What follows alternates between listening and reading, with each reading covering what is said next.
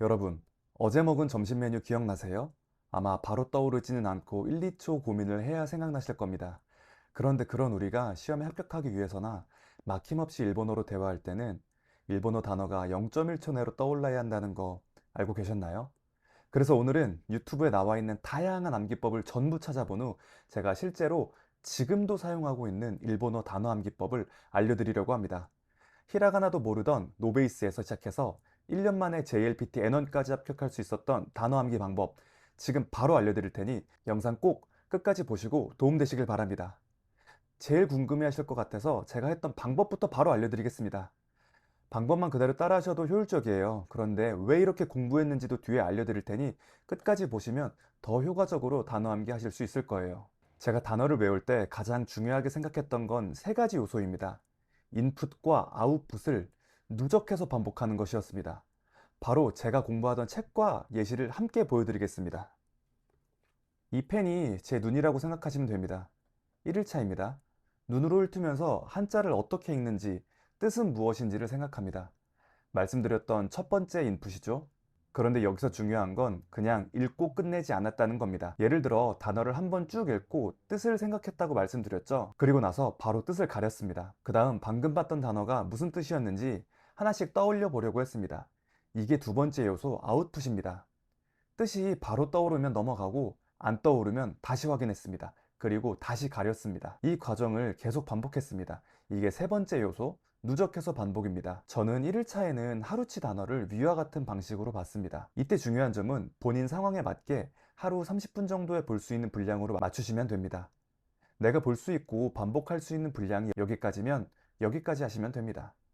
굳이 책에 나와 있는 분량에 연연하지 않아도 됩니다. 다시 설명을 이어가면 2일차에는 하루치와 이틀치 단어를 위와 같은 방법으로 봤습니다.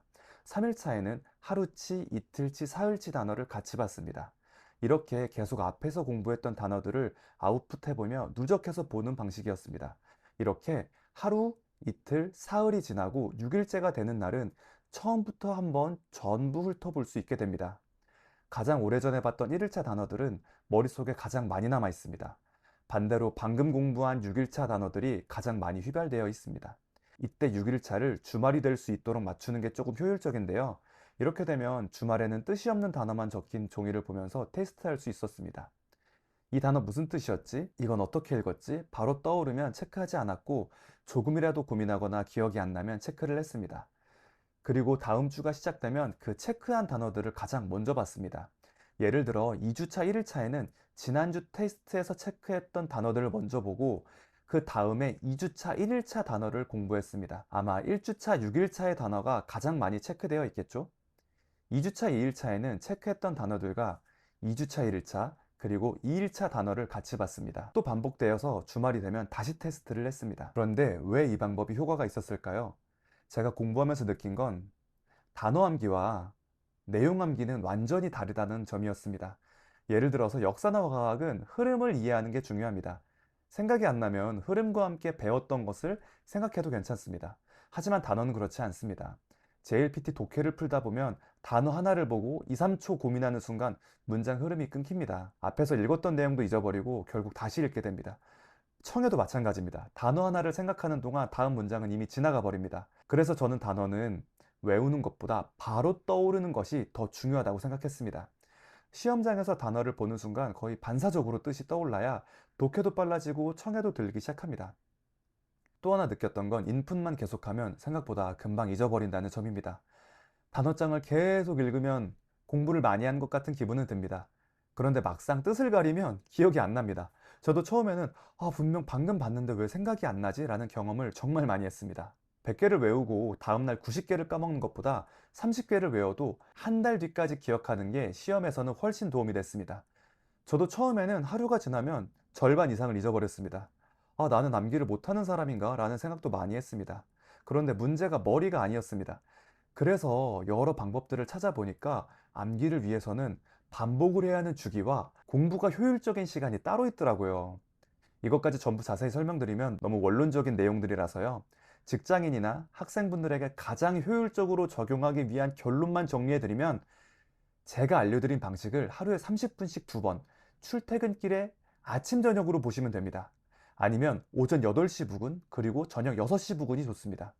여러분 혹시 지금도 단어가 잘 안 외워져서 고민하고 계시다면 오늘부터 딱 하나만 바꿔보셨으면 좋겠습니다. 단어를 읽고 끝내지 마세요. 반드시 가려보세요. 그리고 머릿속으로 떠올려 보세요.